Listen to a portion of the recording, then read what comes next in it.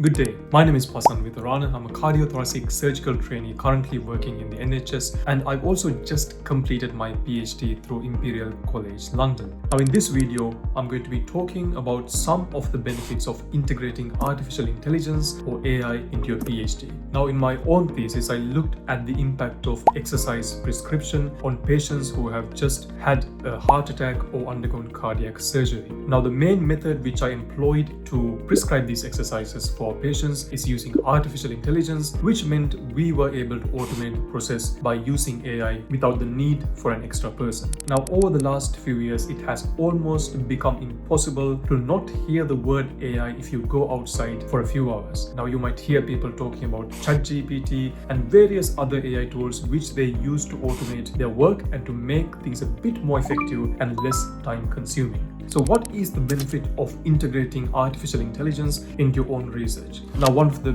key benefits is that it can introduce a novel component into your own research. Now, what that means is because even funding bodies are looking for research which integrate novel technologies, if you do integrate artificial intelligence or machine learning into your own work, it can introduce an extra component which can make your research stand out. Now, the reality is that there are so many people doing a PhD these days. So people do their bachelor's, they do their masters, and they then move on to doing their PhDs. It doesn't matter what field you are in. You might be a doctor, you might be an engineer, you might be an architecture. There are so many people pursuing a PhD to enhance their career prospectus, which is really good. Now, you need to be one of those people who does something a bit different. You can stand out from the rest of the crowd, which can in turn make you more employable and can also increase your research impact in the long run. And there are so many different ways in which you can do that, but integrating artificial intelligence, simply because it is one of the trending topics these days, is one of the methods in which you can achieve that. The next benefit of integrating AI into your research, and specifically machine learning, is that you can, as part of the process, learn different statistical analysis methods which can improve on your data analysis techniques. So the other benefit is that it can teach you some of the very important skills which can even be transferable to other areas of your career.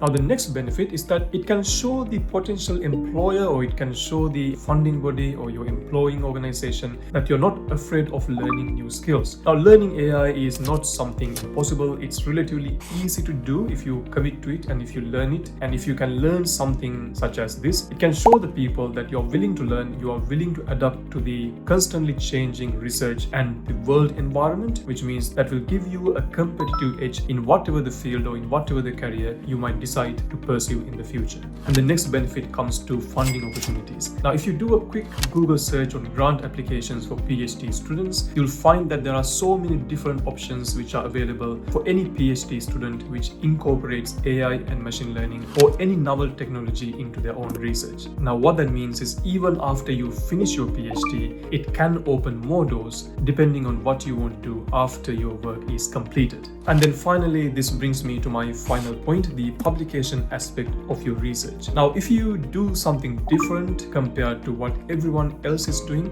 it can also give you a competitive edge when it comes to publications. Our journals often want to publish something interesting and novel in their journal. Now, if your work incorporates something that hasn't been done before, and especially if it includes a new technology, and it can be more attractive to journals when you submit your research paper. I hope this video was helpful. Now, one of the key messages which I want to deliver through this video, now there are so many benefits of using AI in your own research. It can open so many doors for you in the present moment and also in the future. Now, the other thing to keep in mind is AI is not something that is impossible to learn. Yes, it can take some time, but if you do have that time which you can spend on learning it, then it will be very worthwhile in the end. Another word of caution which I want to mention in this video is that just because AI is available, try not to use it just for the sake of it. Because if you do use artificial intelligence and if you do make a mistake in your thesis, when it comes to defending your thesis in your final assessment, you can run into a lot of problems, especially if you do not use machine learning or artificial intelligence as it is meant to be used. used. Therefore, if you do decide to go down this path, make sure you get the correct guidance, make sure you learn the technology properly, and make sure you run your work past someone who has done a similar thing previously.